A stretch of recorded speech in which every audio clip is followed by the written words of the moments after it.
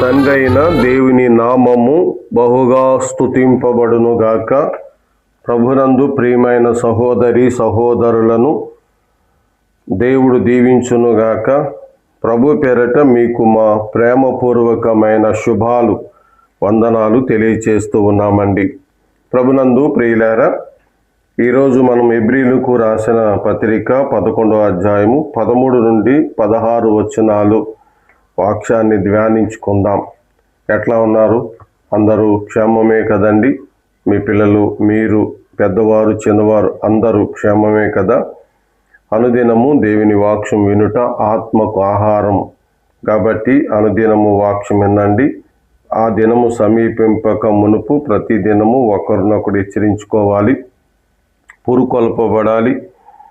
ఆ దినము మీరు చూసిన కొలది అనే మాట బైబిల్ గ్రంథంలో చెప్తూ వచ్చారు. కాబట్టి ప్రతిరోజు వాక్యం వినండి. రండి, ఈరోజు హెబ్రీయులకు రాసిన పత్రిక 11, 13 నుండి 16 వచనాలు.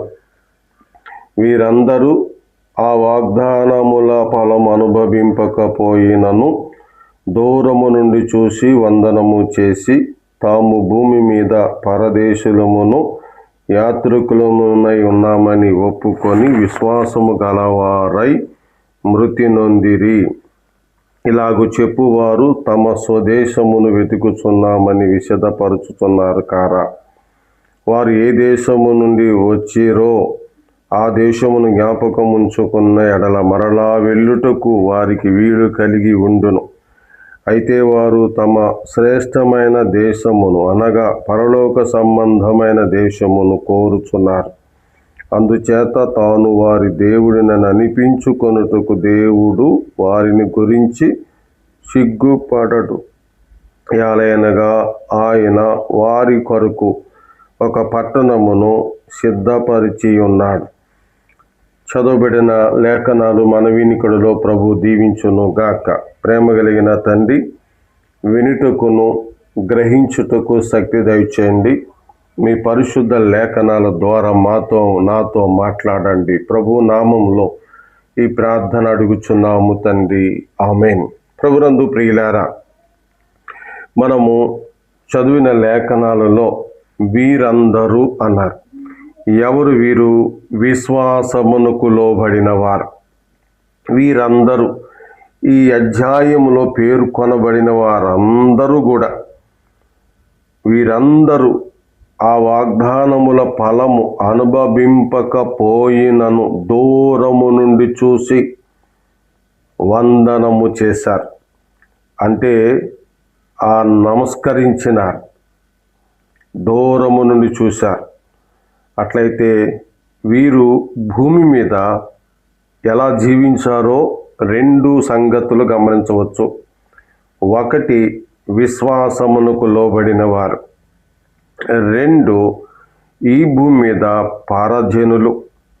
పరజనులుగానే. ఇక 3వది, దేవుడు నేను వీరి దేవుడిని అనిపించుకొనుటకు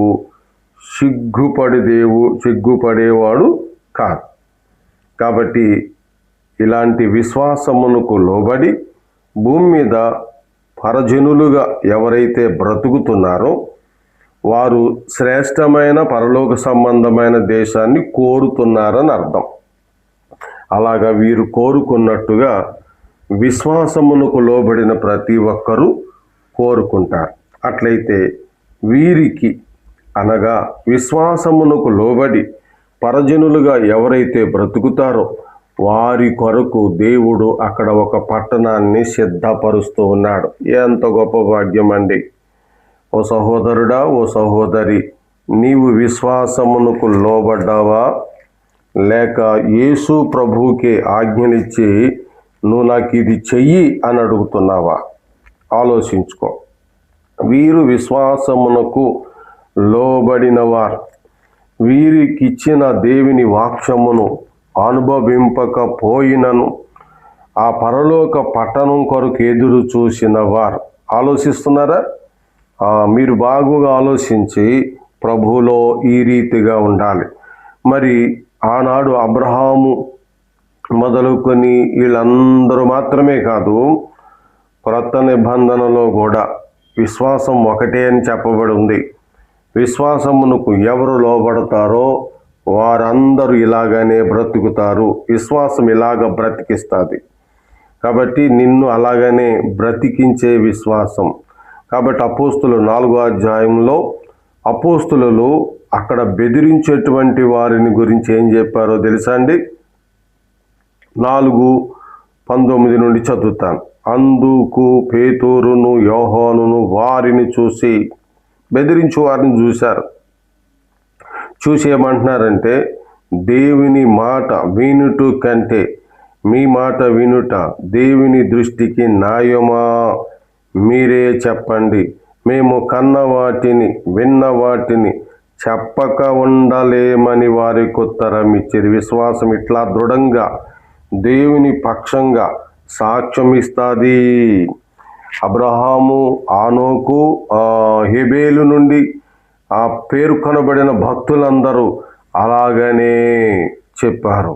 ఈరోజు అపోస్తులులాగా, పూర్వపు పెద్దలలాగా నీవును అలాగనే చెప్పవలసిన వారవై ఉన్నావు. రండి చూడండి, అపోస్తులు కార్యముల గ్రంథం 5వ అధ్యాయం 41వ వచనం. ఆ నామము కొరకు అవమానమును పొందుటకు పాత్రులని ఎంచబడినందున వారు సంతోషించుచు మహాసభ ఎదుట నుండి వెళ్ళిపోయి ప్రతి దినము దేవాలయములోను ఇంటింటను మానక బోధించుచు యేసే క్రీస్తని ప్రకటించుచు నుండిరి. ఎంత గొప్ప భాగ్యమో చూడండి. కాబట్టి వీరందరూ ఆ వాగ్దాన ఫలం అనుభవింపకపోయిన దూరము నుండి చూసి భూమి మీద పరజనులను యాత్రికులై ఉన్నామని ఒప్పుకొని విశ్వాసము గల వారుగాని చివరి వరకు ప్రభు కొరకు శ్రమలు అన్ని అనుభవించినారు, మృతి పొందారు. కాబట్టి ఇలాగ వారు స్వదేశమును చూస్తున్నారు, అనగా పరలోక దేశం. కాబట్టి అందుకు దేవుడు వీరు దేవుడని అనిపించుకొనుటకు సిగ్గుపడేవాడు కాదు. కాబట్టి ప్రభు మన కొరకు ఒక పట్టణాన్ని సిద్ధపరుస్తున్నారు. నేనుండు స్థలములో మీరు ఉండులాగునను మరలా నేను వచ్చి నేను మిమ్మల్ని తీసుకుని పోదునని దేవుడు వాగ్దానం చేశాడు.